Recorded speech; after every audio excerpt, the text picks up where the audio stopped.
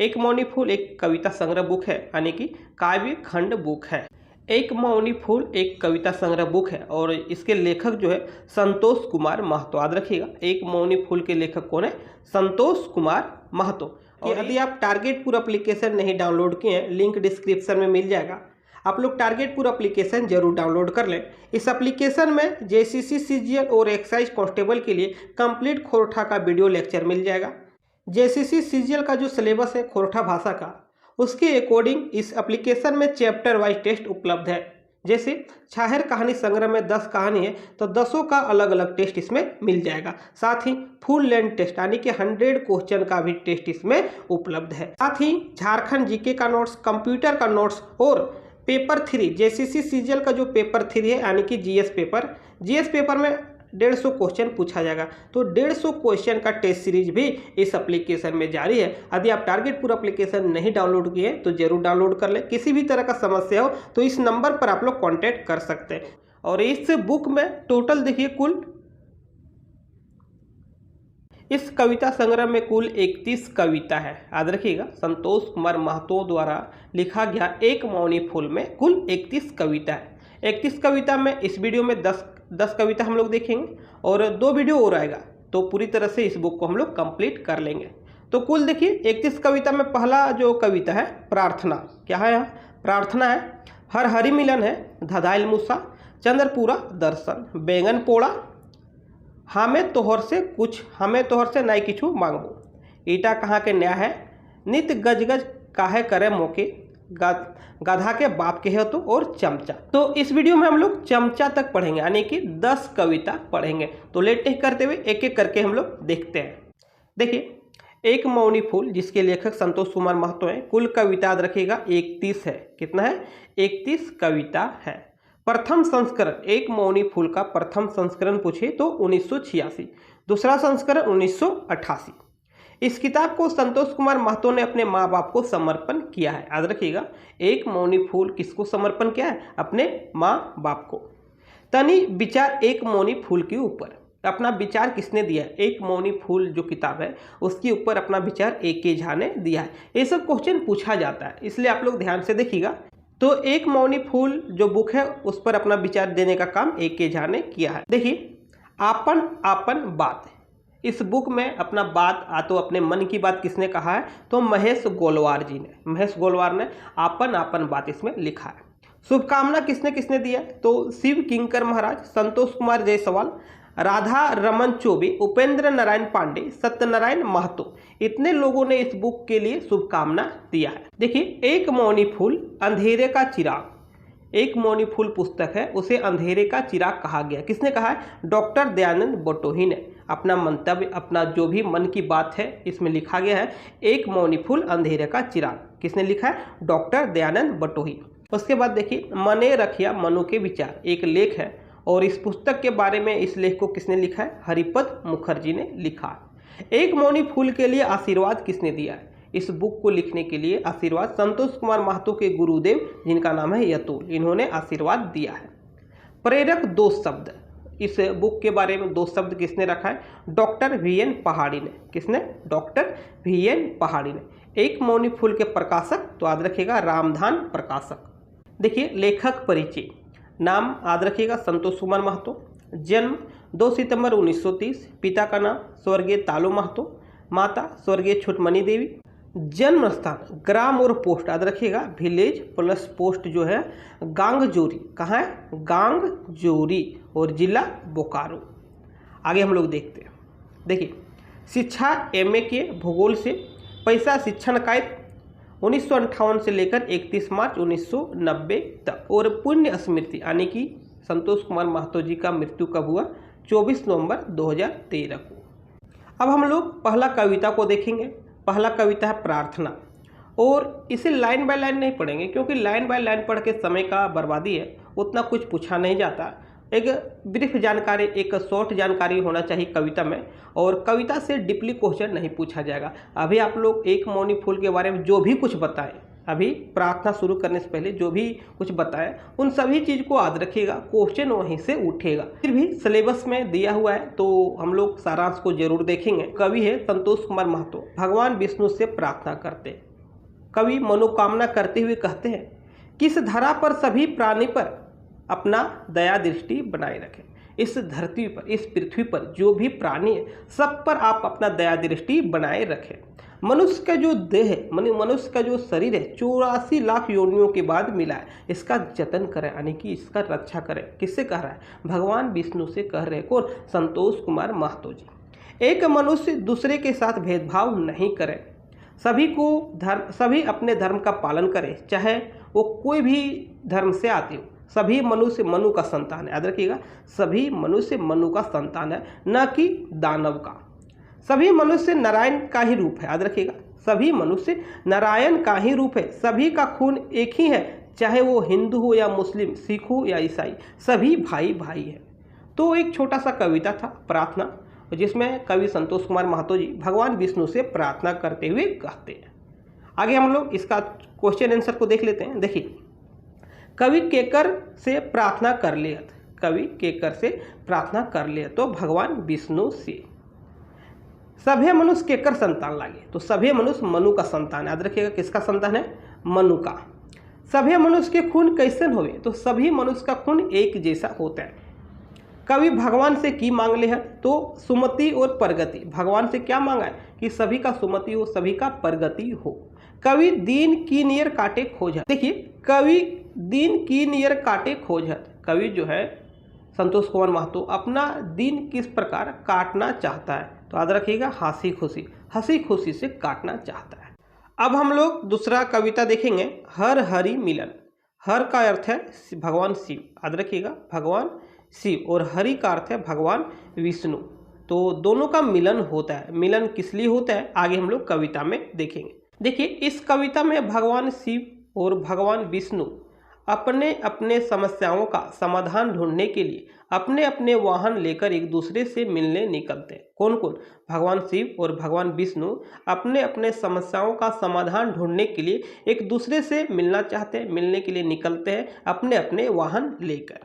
बीच में एक दूसरे से मुलाकात होने के बाद जब मिलने निकलते हैं तो दोनों एक दूसरे से मिलते हैं। बीच में एक दूसरे से मुलाकात होने के बाद एक दूसरे का अभिवादन स्वीकार करते हैं, और पास में ही बरगद की पेड़ की छाया में महादेव अपना मृगछाल बिछाते हैं। दोनों बैठकर एक दूसरे के समस्या को रखते हैं। एक बरगद के पेड़ के नीचे दोनों बैठ जाते हैं और अपना अपना समस्या को रखते हैं। देखिए, भगवान शिव का समस्या क्या है? महादेव कहते हैं, मेरा पुत्र गोदा, गोदा मतलब आलसी, गोदा यहाँ भगवान गणेश को कहा गया। मेरा पुत्र गोदा जिसका वाहन मूसा है, भगवान गणेश का जो वाहन है मूसा है, और एक पुत्र है चलाक पुत्र जिसका वाहन मोर है। शिव जी का 2 पुत्र है। पहला गोदा यानी कि आलसी है, भगवान गणेश को यहाँ पर आलसी कहा गया है। गोदा यानी कि आलसी, और दूसरा जो है एक चलाक पुत्र है। चलाक कौन है? कार्तिकेय, याद रखिएगा, भगवान शिव का दूसरा पुत्र कार्तिकेय, और जिसका वाहन मोर है। देखिए, गणेश घर में कोई काम नहीं करता, गणेश भगवान आलसी है तो घर में कोई काम नहीं करते। कार्तिकेय घर में ही घूम घूम कर दिन काटता है, और कार्तिकेय चलाक है और दिन भर घर में ही घूम घूम कर दिन काटता है। इस तरह दोनों बेटा कोई काम का नहीं, यानी दोनों बेकार हो गया। ये समस्या किसका है? भगवान शिव का। आगे देखिए, शिव जी कहते हैं, मेरी पत्नी, देखिए मेरी पत्नी का भी घमंड बहुत है। यहाँ पत्नी को इस कविता में गिरनिक कहा गया है। मेरी पत्नी का भी घमंड जो है बहुत है। उसका वाहन सिंह है। सिंह किसका वाहन है? माँ दुर्गा का। तो माँ दुर्गा किसकी पत्नी? भगवान शिव का। देखिए, भगवान शिव कहते हैं कि मेरी पत्नी का भी घमंड बहुत है, उसका वाहन सिंह है। सिंह को देखकर जो शिव जी का वाहन नंदी यानी कि सांड जो है चिचियाने लगता है, यानी कि गुस्साने लगता है, आवाज करने लगता है। माता दुर्गा बार बार महादेव को धुतकारती है। माता दुर्गा बार बार महादेव जी को धुतकारती है और कहती कि उनमें कोई गुण नहीं है। इस तरह से मेरे घर में अशांति ही अशांति है। शिव जी का पहला समस्या बेटा बेकार है, और पत्नी जो है वो भी बहुत घमंडी है। अब देखिए भगवान विष्णु क्या कहते हैं। तभी भगवान विष्णु जवाब देते, मेरे घर में भी इसी तरह का अशांति है। भगवान विष्णु कहते हैं कि मेरे घर में भी इसी तरह का अशांति है। मेरी 2 पत्नियां, भगवान विष्णु कहते हैं कि मेरी 2 पत्नियां, एक चंचल लखी यानी कि लक्ष्मी, और दूसरी सरस्वती। एक चंचल लखी और दूसरी सरस्वती। देखिए, लखी का कोई ठिकाना नहीं। भगवान कहते हैं, भगवान विष्णु जी कहते हैं कि लखी यानी कि लक्ष्मी जी का कोई ठिकाना नहीं, जब मन चाहा तब कहीं चल जाती, वैसा एक जगह टिकता नहीं, यहाँ वहाँ जाते रहता है। और सरस्वती को कुछ भी कहो वो पलट कर जवाब देती है, और जो सरस्वती जी है उनको कुछ भी कहो पलट कर जवाब देती है। इस तरह से दोनों एक दूसरे का समस्या का समाधान करने में लाचार हो जाते हैं। दोनों अपना अपना समस्या एक दूसरे के पास रखते हैं, लेकिन दोनों के पास कोई समाधान नहीं है, और मन ही मन विचार करते हैं। इस दुनिया में कहीं भी शांति नहीं है। दोनों भगवान मन ही मन विचार करते हैं कि इस दुनिया में कहीं भी शांति नहीं है, किसी को शांति नहीं है, शांति मात्र एक भ्रांति है।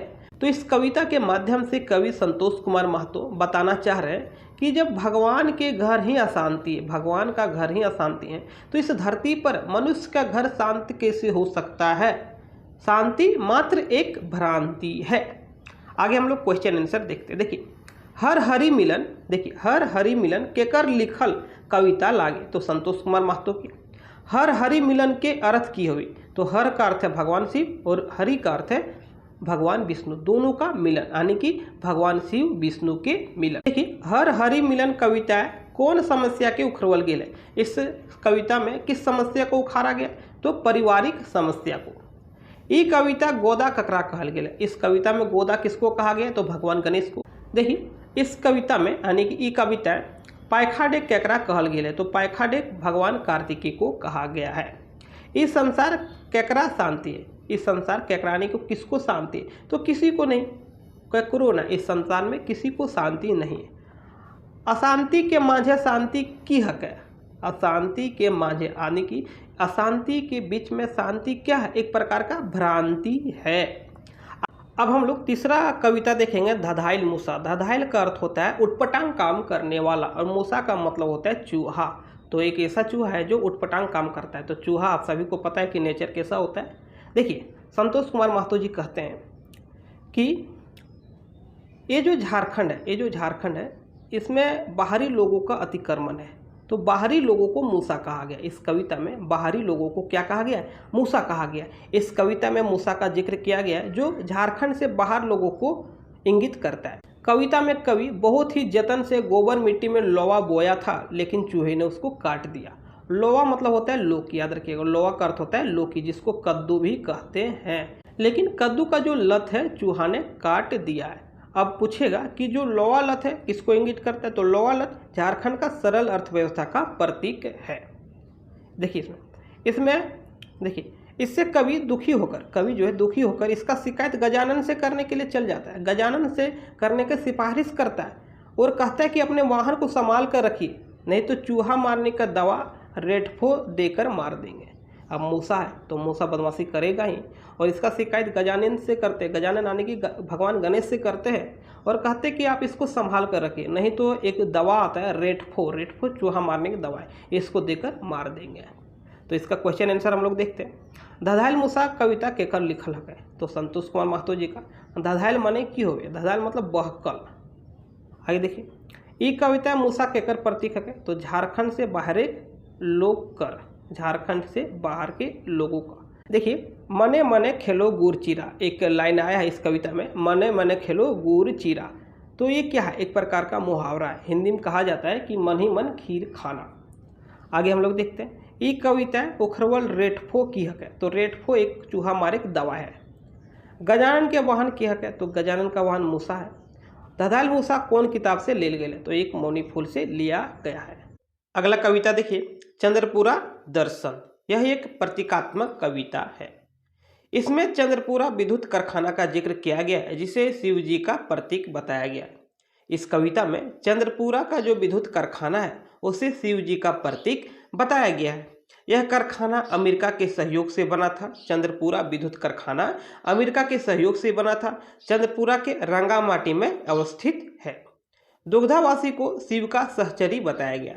याद रखिएगा, इस कविता में दुग्धावासी यानी कि जो वहाँ के निवासी है उसे शिव जी का सहचरी बताया गया है, और सहचरी का अर्थ होता है वाइफ यानी कि पत्नी। अब देखिए, रेल लाइन, जो वहाँ का रेल लाइन है शिव जी का करखनी बताया गया। करखनी मतलब जनेऊ। अब देखिए, किसी भी फैक्ट्री में धुआं निकलने के लिए चिमनी होता है, चिमनी इस तरह पाइप जैसा होता है और उससे धुआं ऊपर जाता है। तो ऐसे में चंद्रपुरा विद्युत कारखाना में भी 2 चिमनी है जहां से धुआं निकलता है। 2 चिमनी का धुआं शिव जी के नाक से निकलने वाला गांजा का धुआं बताया गया है। तो यहाँ पर दोनों चिमनी को क्या बताया गया है? शिव जी के नाक से निकलने वाला गांजा का धुआं बताया गया। आगे हम लोग देखते हैं आवास या कर्मचारी का कॉलोनी, जो उस क्षेत्र में आवास या तो कर्मचारी का कॉलोनी है। शिव जी के गले का माला बताया गया है। पानी का नली, देखिए वहाँ पर जो पानी का नली है उसे क्या बताया गया है? शिव के स्नायु मंडली बताया गया है। अब देखिए स्नायु मंडली क्या है? स्नायु मंडली शरीर में फैला हुआ सूक्ष्म नाड़ी है जिससे संवेदना उत्पन्न होती है। तो पानी का जो नाली है इसे स्नायु मंडली बताया गया। चंद्रपुरा जंक्शन, देखिए चंद्रपुरा जंक्शन को क्या बताया गया? शिव जी के सर का चंद्रमा बताया गया है। जंगल झाड़ शिव के जटा बताया गया है। आगे देखिए गोदो नाला गंदा पानी, वहां पर एक नाला है जिसे गोदो नाला बताया गया है। वहां का पानी बहुत ही गंदा है जिसे प्रदूषित गंगा का प्रतीक बताया गया है। अब देखिए रंगामाटी, रंगामाटी जो फैक्ट्री का परफेक्ट लोकेशन है उसे बताया गया ग्राम देवी थान। क्या बताया गया? ग्राम देवी थान बताया गया। किसको? रंगामाटी को। देखिए कवि जो है संतोष कुमार महतो यहाँ पर नौकरी करने की कामना करते हैं और जिस प्रकार तीर्थ स्थान में मनोकामना करने से सभी इच्छा पूर्ति होती है, उसी तरह यहाँ नौकरी करने से सभी प्रकार की मनोकामना पूर्ण हो जाएगी। नेहरू जी कहे थे कि आज का कल कारखाना आधुनिक तीर्थ स्थान है। देखिए ये जो कविता है चंद्रपुरा दर्शन, चंद्रपुरा दर्शन वहाँ पर जो विद्युत कारखाना है उसे शिव जी का प्रतीक माना गया है। और वहाँ का जो भी लोकेशन अगल बगल दुग्धा हो गया, रंगामाटी हो गया, वहाँ का नदी, वहाँ का नाला हो गया, वहाँ का घर आवास कॉलोनी हो गया, उन सभी चीज को शिव जी से रिलेट करते हुए कवि यहाँ पर कविता को गढ़े हैं। तो अब हम लोग इसका क्वेश्चन आंसर देखेंगे। देखिए चंद्रपुरा दर्शन कविता केकर लिखल लागे, ये जो कविता है संतोष कुमार महतो का लिखा हुआ है। चंद्रपुरा ताप विद्युत केंद्र के कवि केकर रूप देखवल हत। कविता में कवि जो है इस विद्युत कारखाना को, चंद्रपुरा विद्युत ताप केंद्र को किस प्रकार दिखाए हैं? तो शिव जी के रूप में, शिव जी रूपे। भगवान शंकर, देखिए शंकर भगवान के जटा केकरा बतवल गया है? तो शंकर भगवान का जो जटा है किसे बताया गया है? तो पासेक जंगल झाड़ी के। और साथ ही इस कविता में जिसका संबंध जिससे बताया गया है उसे भी याद रखना है। जैसे दुग्धावासी का संबंध किससे, नदी नाला का संबंध किससे, आवास कॉलोनी का संबंध किससे, उन सभी चीज़ों को आप लोग याद रखिएगा। आगे हम लोग देखते हैं। अब हम लोग यदि आप टारगेटपुर एप्लीकेशन नहीं डाउनलोड किए हैं, लिंक डिस्क्रिप्शन में मिल जाएगा, आप लोग टारगेटपुर एप्लीकेशन जरूर डाउनलोड कर लें। इस एप्लीकेशन में जेसीसी सीजीएल और एक्साइज कांस्टेबल के लिए कंप्लीट खोरठा का वीडियो लेक्चर मिल जाएगा।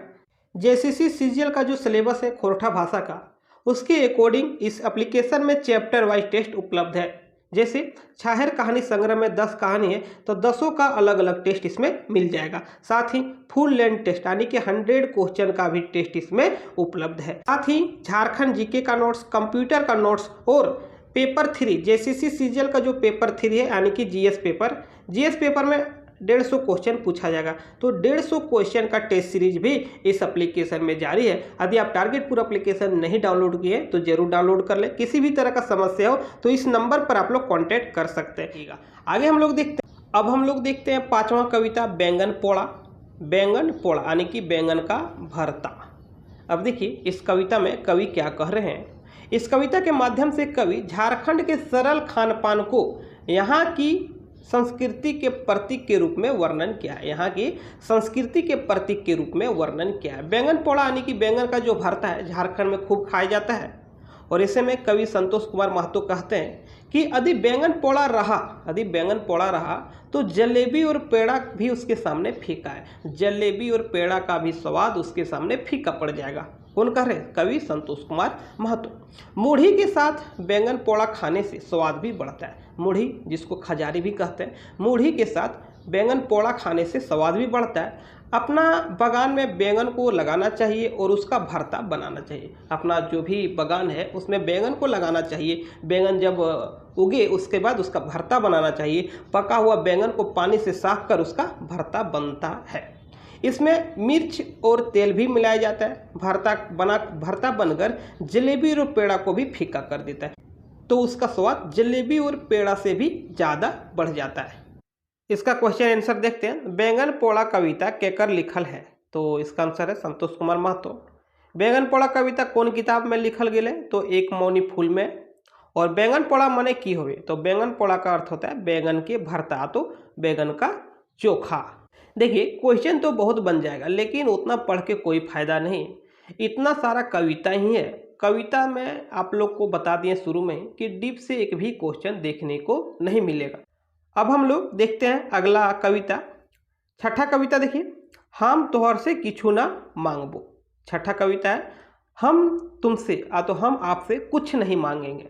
यहाँ पर कवि जो है संतोष कुमार महतो बता रहे हैं कि एक प्रकार का फिंगाठी कविता है। फिंगाठी मतलब व्यंग पूर्वक लिखा गया है। इस कविता के माध्यम से संतोष कुमार महतो दहेज लेने वालों पर व्यंग किए, जो दहेज में सब कुछ लेते हैं लेकिन बोलते कुछ नहीं कि हम कुछ नहीं लिए। लेने का सब कुछ ले लेते हैं लेकिन बताते कुछ नहीं, फिर भी कहते हैं कि लिए कुछ नहीं। देखिए कैसे, देखिए लेखक के अनुसार इस प्रकार के लोग समाज में कहते फिरते हैं कि हम दहेज नहीं लेंगे, परंतु नगद न सही वस्तु के रूप में नगद रकम से ज़्यादा वसूल लेते हैं। कह रहे हैं कि वैसे लोग जो दहेज में बोलते हैं कि नगद 1 रुपया नहीं लेंगे, लेकिन वस्तु के रूप में, सामान के रूप में नगद से ज़्यादा ले लेते हैं। और समाज में कहते हैं कि मैंने तो दहेज में एक फूटी कोड़ी भी नहीं लिया। देखिए, और समाज में कहते फिरते हैं हमने तो दहेज में कुछ नहीं लिया। तो इसी पर संतोष कुमार महतो जी व्यंग करके लिखे। देखिए जो छठा कविता, हमें तोहार से नए किछु मांगबो, थोड़ा सा पढ़ देते हैं ताकि आप लोग को लगेगा कि किस प्रकार जो दहेज लेते हैं उन लोगों पर व्यंग किया गया है। देखिए, एहो समधी, समधी किसे कहा जाता है आप सभी को पता है कि एहो समधी तो ही हमर समकंधी, समकंधी मतलब समान कंधा वाला, तोहरे माने हमर मान, आप ही के मान से मेरा मान है, ईटा है हमर ज्ञान, ये मेरा ज्ञान है। हमें तोहर से किछु लेबो, ना मैं आपसे कुछ लूँगा, और ना किछु कहबो और ना ही कुछ कहूँगा। हमर नखे किछु मांग, मेरा कुछ मांग नहीं है, ना लेबो हमें बेटा का दाम और नहीं मैं अपना बेटा का दाम लूँगा। हमें तोहर से जरूर नाता जोड़बो, मैं आपसे जरूर नाता जोड़ूँगा। 8-10 दिन में पक्का बात कहबो, 8-10 दिन में पक्का कर देंगे। ना चाहिए हमें लेना देना, हमको लेना देना कुछ नहीं चाहिए, ना लेबो किछु पौना और ना ही कुछ लेंगे। आगे देखिए, हमार घर की ना है, मेरा घर में क्या नहीं है, ना करियो केकरोस भी, आप किसी से भय तो किसी से डर नहीं करें।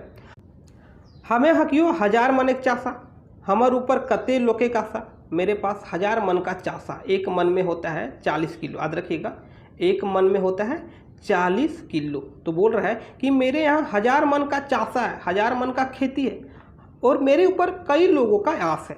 आगे देखिए, छगरी पठरू गाय गोरू नेके ठेकान, हाँस गेड़े और पैरवे की करियो बखान, 8-10 कीता पक्का मकान, कपड़ा लता और खिचड़ी परोसे की दुकान। बोल रहा है कि मेरे पास सब कुछ है, छगरी पटरू गाय गेरू, 8-10 कीता मकान है, कपड़ा लता खिचड़ी पड़ोस का दुकान है। खिचड़ी पड़ोस मतलब राशन का दुकान है। गाछ पल्हा नेके कोनो गिनती, केकरो से मांगे के नाय हमर रीति, 4 गो बेटा हमर नौकरिया, 2 गो गेलथुन बेपरिया। कह रहा है कि गाछ पल्हा इतना है, यानी कि पेड़ पौधा इतना है, किसी को मांगने का मेरा रीति नहीं है, हम किसी से नहीं मांगते। आगे कहता है कि 4 गो बेटा हमर नौकरिया, 2 गो भेलथुन व्यापारिया, मेरा बेटा जो है 4 बेटा में 2 गो व्यापारी है, यानी कि 2 व्यापारी करता है। बोड़ो छुआ करो मास्टरी, बड़ा बेटा मास्टरी करता है, महिलाटा चलवे डॉक्टरी, महिला बेटा डॉक्टरी करता है। तो हर जमाई जेटा करो दादागिरी, यानी कि जो आपका जमाई बनेगा वो दादागिरी करता है। हम ही बेसी भेलो भंडारी और हम भंडारी हैं।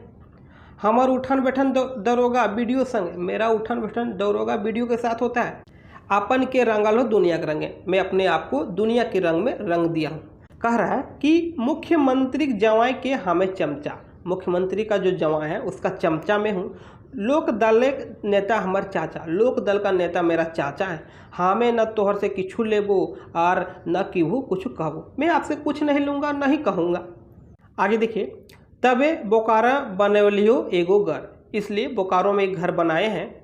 ईटा कैसे, इस ईटा पूरा कैसे होता है, यह है हमर डर। इस बोकारो में जो घर बना रहे हैं, एक घर पूरा कैसे होगा, यही डर है।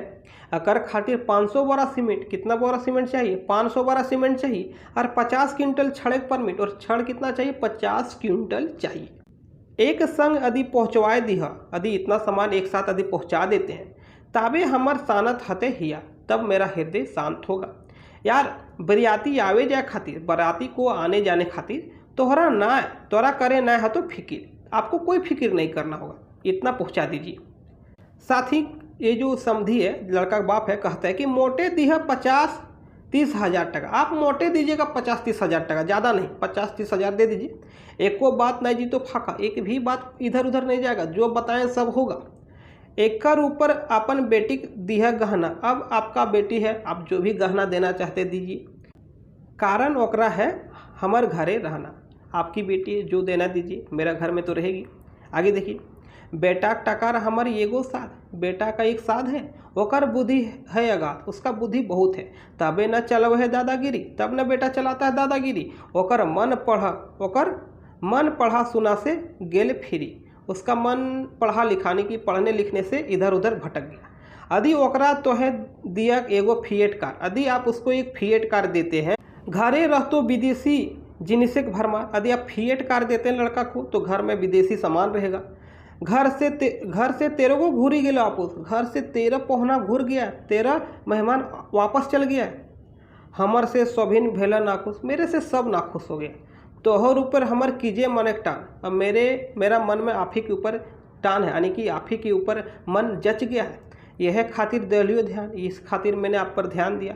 तोहर संग जरूर नाता जोड़बू, आपके साथ जरूर नाता जोड़ेंगे। हाँ, मैं तोहर से किछु न मांगू, इतना कुछ सब मांग लिया, लेकिन फिर भी कह रहा है कि मैं आपसे कुछ नहीं मांगूंगा। तो इस प्रकार से कवि संतोष कुमार महतो जो दहेज लेते हैं उन पर करारा व्यंग किए हैं। देखिए इसका क्वेश्चन आंसर, हाँ मैं तोहर से किछु न मांगबू, केकर लिखल कविता लागे। ये जो कविता है किसका लिखा हुआ है, तो इसका आंसर है संतोष कुमार महतो। ये कविता कौन भाविक कविता लागे, ये जो कविता है किस प्रकार का कविता है, तो सामाजिक फिंगाटी भाव का। समकंधी मने की होवे, समकंधिक मने होता है समान कंधा वाला, जिसे समधी कहते हैं। आगे हम लोग देखते हैं 7वां कविता, ईटा हके कहाँ का न्याय, ये कहाँ का न्याय है। इस कविता में कवि जो संतोष कुमार महतो जी हैं, देखिए यह एक फिंगाटी कविता है। इस कविता के माध्यम से कवि ने एक पिता के द्वारा पुत्री के विवाह से संबंधित विभिन्न प्रकार की समस्या के बारे में जिक्र किया गया। देखिए आगे संतोष कुमार महतो जी कहते हैं कि जिसका बेटा 500 मन के चास है, जिसके पास 500 मन के चास है, बहुत ही आस लेकर लड़की का बाप गया था। जिसका बेटा 500 मन चास रह, लड़की का बाप बहुत ही आस लेके गया, परंतु उसे मोटर कार मांगा गया। अब जिसके पास इतना खेती बाड़ी है वो मांग दिया क्या, मोटर कार मांग दिया। ये कहाँ का न्याय है। किसी का मांग है नौकरी वाली लड़की, किसी के पास जाता है तो नौकरी वाला दुल्हन खोजता है। पढ़ा लिखा व्यक्ति तलाक दे रहा है, बोल रहा है कि पढ़ा लिखा व्यक्ति तलाक दे रहा है। बेटी का बाप विभिन्न तरह का समस्याओं का सामना करता है, कोई नगद मांगता है तो कोई रकम का फरमाइश करता है। इस प्रकार से लेखक एक बेटी के बाप का दुख को व्यक्त करता है। आगे हम लोग देखते हैं इसका क्वेश्चन आंसर। देखिए ये कविता कौन भाविक लिखल गया है, ये कविता किस भाव में लिखा गया है, तो फिंगाठी भाव में। फिंगाठी यानी कि व्यंग पूर्वक लिखा गया है, एक सामाजिक कविता है। ईटा हके कहाँ का न्याय, ये कहाँ का न्याय है। ये केकर लिखल कविता लगे, तो संतोष कुमार महतो के। ये कविता में केकर ठिन समस्या है, तो बेटी के बाप ठिन। इस कविता में किसके पास समस्या है, तो एक बेटी की बाप ठिन। तेलगर मुड़े तेल एक मुहावरा है, इसका क्या अर्थ है, तो जेकर पास है तकरे पूछे, जिसके पास पैसा है धन दौलत है उसी का समाज में पूछ है, तो उसी को कहा गया तेलगर मुड़े तेल। अगला देखिए इस कविता में कौन समस्या के राखल गया है। इस कविता में किस समस्या का जिक्र किया गया है, तो बेटी का ब्याह, यानी कि एक बेटी का ब्याह का जिक्र किया गया है।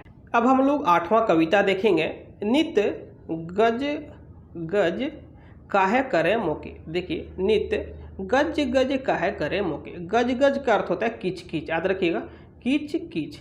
हम लोग बोलते हैं कि घर में बहुत किच किच हो रहा है, यानी कि लड़ाई झगड़ा हो रहा है, तो इसका हिंदी मीनिंग होता है रोज तंग क्यों करती हो मुझे, रोज तंग क्यों करती हो मुझे। देखिए कि इस कविता में एक लड़का है। देखिए इस कविता में एक लड़का का पत्नी रूठकर मायके चल गई है। कोई नई बात नहीं है, शादी होने के बाद विभिन्न तरह का समस्या आता है, उन्हीं समस्याओं में एक है बीवी का रूठना। अब रूठ के चल गई है मायके और लड़का उसे मनाने के लिए वापस घर लाने के लिए मायके गया हुआ। अब लड़का करे भी क्या करे, शादी तो किया है, रूठ गई है तो उसे वापस तो लाना है और मनाने के लिए वापस लाने के लिए लड़का भी मायके चल गया, मतलब लड़की का मायके गया। आगे हम लोग देखते हैं। वह अपनी काकी सास से कहता है, लड़का अपनी चचिया सास से कहता है, उसकी पत्नी को समझाइए, अपनी भतीजी को समझाइए, रोज क्यों तंग करती है, रोज रोज क्यों तंग करती है। लड़का बहुत ही विनम्र भाव से अपनी चचिया सास से कहता है कि आप अपनी भतीजी को क्यों नहीं समझाते, डेली डेली क्यों तंग करती है मुझे। अब देखिए क्यों तंग करती है इसका वर्णन इस कविता में नहीं किया गया है। अब जो शादीशुदा है उन लोगों को पता होगा कि क्यों रूठती है, नहीं रूठती। जो अनमेरिड है वो तो सिर्फ अनुमान ही लगाएगा, आ तो कविता ही पढ़ेगा। देखिए लड़का का तबीयत खराब होने के बावजूद भी लड़का उसे मनाने आया है। अब लड़का का तबीयत खराब है फिर भी अपनी वाइफ को, अपनी पत्नी को मनाने के लिए, वापस घर लाने के लिए ससुराल गया हुआ है। तो संतोष कुमार महतो जी एक लड़का का दुख व्यक्त किया है कि उसकी जो वाइफ है, बीवी है, मायके चल गई रूठ के, उसी को मनाने के लिए वो भी गया है। तो इसका क्वेश्चन आंसर हम लोग देखते हैं। देखिए गज गज मने की होवे, तो गज गज मतलब अभी बताएं कि किच किच या तो कच कच करेगा। ई कविता ई कैसन कविता लागे, ये जो कविता है किस प्रकार का कविता है, तो एक पारिवारिक कविता है। देखिए अगला कविता है 9 नंबर में, गधा के बाप कहे तो। बहुत बार हम लोग कहते हैं कि समय आने पर गधा को बाप भी बोलना पड़ता है, तो उसी पर संतोष महतो जी लिखते हैं कि कोई व्यक्ति अपना काम निकालने के लिए, इस कविता के माध्यम से लेखक यह बताना चाहता है कि कोई व्यक्ति अपना काम निकालने के लिए दूसरे व्यक्ति से घुल मिल जाता है। ये तो सत्य बात है कि कोई भी अपना काम निकालने के लिए दूसरे के साथ ऐसा बिहेव करेगा, ऐसा आचरण करेगा जिससे बहुत ही वह अपनापन हो, अपना चाल ढाल बदल लेता है। इसी के संदर्भ में कहा गया है कि ज़रूरत पड़ने पर गधा को भी बाप बनाना पड़ता है, गधा को बाप बनाना पड़ता है। कवि जो है संतोष कुमार महतो जी कहते हैं कि आप कितनों भी बड़े आदमी क्यों नहीं हो, आप कितनों भी बड़े आदमी क्यों नहीं हो, समय आने पर आपको छोटे के सामने झुकना भी पड़ेगा। आप सोचिएगा कि हम इतने बड़े धनवान व्यक्ति हैं, इसके सामने क्यों झुके, तो नहीं चलेगा। आपको अपना काम निकालने के लिए दूसरे के पास भी झुकना पड़ेगा। इसी के संदर्भ में कहा गया है कि समय आने पर आपको गधा को भी बाप बोलना पड़ेगा। देखिए 9 नंबर का जो कविता है गधा के बाप के हेतु, एकदम ब्रीफ में, एकदम स्पीडली से आप लोग को पढ़ के सुना देते हैं। यदि ई जुगे तो ये बाची रहे चाहे, यदि आप इस युग में बचा रहना चाहते हैं, गधा के बाप के हेतु, गधा को बाप कहना हुआ। दिन के रात के हेतु, दिन को रात कहना पड़ेगा। भावासीन के बहन माने हेतु, यानी कि जिसे हम लोग बहन नहीं मान सकते उसको बहन मानना होगा। छगरी गोड़े तेल दिए तो छगरी के पैर में तेल देना होगा। छगरी मतलब बकरी, गधा के बाप के हेतु। आगे हम लोग देखते हैं। मरद भय ढेकी चाते, मरद भय ढेकी चाते, जेनी भय लाठी धरे, मान मर्यादा छाड़ी के, मने गुमान मने राखी की। कह रहा है कि ढेकी चाटना महिलाओं का काम है। ढेकी आप सभी को पता है, जिससे चावल कूटा जाता है। खोटा भाषी क्षेत्र से आते हैं तो ढेकी का मीनिंग पता होगा। मरद भई ढेकी चाहते, जेनी भई लाठी धर, जेनी होके लाठी धरना पड़ेगा। मन मर्यादा छोड़ के, मन मर्यादा छोड़कर, मने गुमान मन में रख कर, बरसाती बेंगे के संगे टरटर करे तो बरसात का जो बेंग है, मेढक, उसके साथ टरटर करना पड़ेगा। कांधे छाता हाथी बेग लेकर घूरे तो, कांध में छाता हाथ में बेग लेकर घूमना पड़ेगा। दिन के रात के हेतु, गधा के बाप के हेतु। आगे देखते हैं। मन एक बात मन में रखे के, मन का बात मन में रखो। आंखें लोर आंखें मारी के, आँख में का जो आंसू है आँख में ही रहने दो। काने सच बात सुने के, कान में सच बात सुनकर मुँहे कुलुप दिए तो एकदम चुपचाप हो जाना होगा सच बात सुनकर।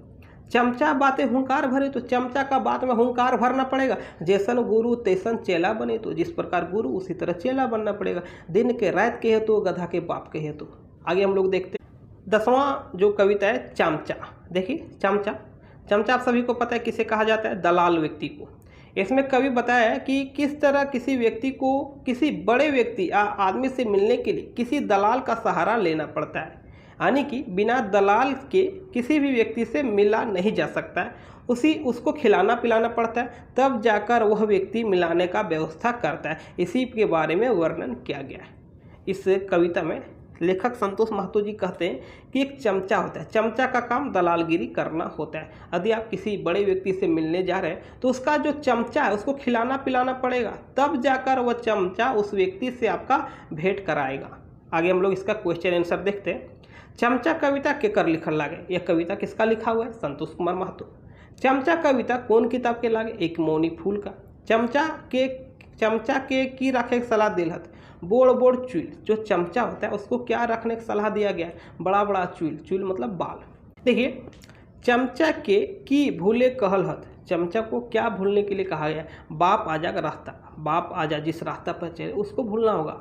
यदि आप चमचागिरी कर रहे हैं तो जाहिर सी बात है आपको नो छो करना पड़ेगा। नो छो मतलब होता है झूठ सच का सहारा लेना। तो ऐसे में यदि आपका बाप दादा एकदम सत्यवादी बनकर रहा है तो आपको बाप दादा का जो रास्ता है उसको छोड़ना पड़ेगा, यानी कि भूलना पड़ेगा। आगे देखिए, एकर में न लागतो पूंजी खेबे रोज मांस मछली भुजी। ये जो लाइन है किस कविता में लिखा गया? दलाली करने में यानी कि चमचागिरी करने में कोई पैसा नहीं लगेगा, रोज खाएगा मांस मछली। ये जो लाइन है किस कविता का लिया गया, किस कविता से लिया गया? तो चमचा कविता से। अब हम लोग नेक्स्ट वीडियो में देखेंगे 11वां कविता। आज के लिए बस इतना।